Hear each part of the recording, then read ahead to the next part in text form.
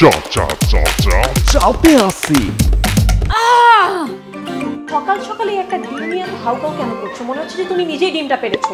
রাতের ঘুম আর সকালের নাস্তা এই দুটো ঠিকঠাক থাকলে সারা দিনটা আমার খুব ভালো কাটে না, খুব বাজে যায়।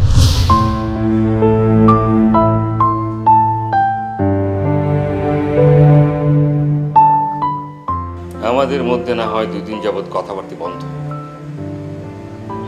কিন্তু আমার টাকায় তো এই সংসার চলে। আমি যদি ঠিকঠাক মতো করে অফিসে যেতে না পারি তাহলে সংসারটা চলবে কিভাবে?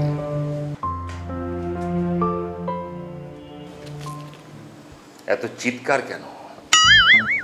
সকাল সকাল কি ভূতে ধরেছে নাকি? একটু কি কথা বলা যাবে? আচ্ছা সরি, এবার তো কথা বলি। হ্যাঁ কথা বলো। তুমি বলো তোমার কি বলার আছে। জরুরি কথা শেষ হলে আমি আবার চুপ হয়ে যাব। আমি রাতের বেলা চিরকুট লিখেছিলাম আমাকে যাতে সকাল 7টায় ডেকে দেওয়া হয়, দেখা হয়নি কেন? সকাল 7টা বাজার 10 মিনিট আগে তোমার বালিশের পাশে একটা চিরকুট রাখা ছিল, সেখানে লেখা ছিল 7টা বেজে গেছে, উঠে যাওয়া হোক।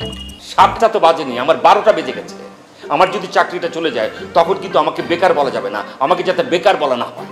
ওকে, বেকার বলবো না, বলবো অলস, সারাদিন শুয়ে বসে থাক। এখন অফিসে যাব, ব্রেকফাস্ট কি রেডি হয়েছে? তারপর বলো। আরে ব্রেকফাস্ট কি রেডি হয়েছে? তারপর বলো। আরে ব্রেকফাস্ট কই? দেখো 2-2বার ঘুষি মেরেছি আর পারছি না, হাত ব্যথা করছে। আরে ঘুষি দিতে বলি নেই, সকালে নাস্তা দিতে বলেছি। ব্রেকফাস্ট কই? ও তাই বলো, আনছি।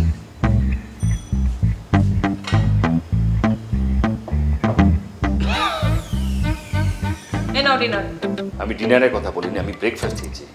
আমিও জানি সকালের নাস্তাকে ব্রেকফাস্ট বলে, এটা গতকাল রাতের খাবার, তাই বলেছি ডিনার। তোমাকে কতবার বলেছি আমি ব্রেকফাস্টে ডিনারে যাই না, আমি ডিম খাই। ডিম নিয়ে এসো, যাও। তোমাকে আমি ভালো করেই চিনি। এখন ডিম সেদ্ধ করে আনলে বলবে মামলেট খাবো, মামলেট আনলে বলবে অমলেট খাবো। এখন বলো কোনটা খাবে, মামলেট না সেদ্ধ? যে কোনো একটা আনলেই হবে।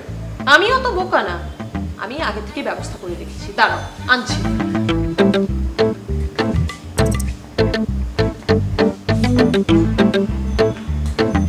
এই নাও, এটা হচ্ছে তোমার মামলেট, আর এই যে সেদ্ধ, যেটা মন চায় খাও।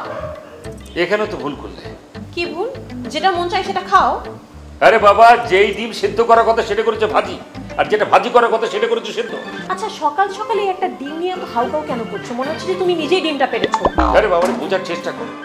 রাতের ঘুম আর সকালের নাস্তা এই দুটো ঠিকঠাক থাকলে সারা দিনটা আমার খুব ভালো কাটে না, খুব বাজে যায়।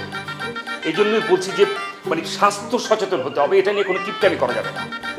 তুমি যে কেমন স্বাস্থ্য সচেতন সেটা আমার খুব ভালো করে জানা আছে।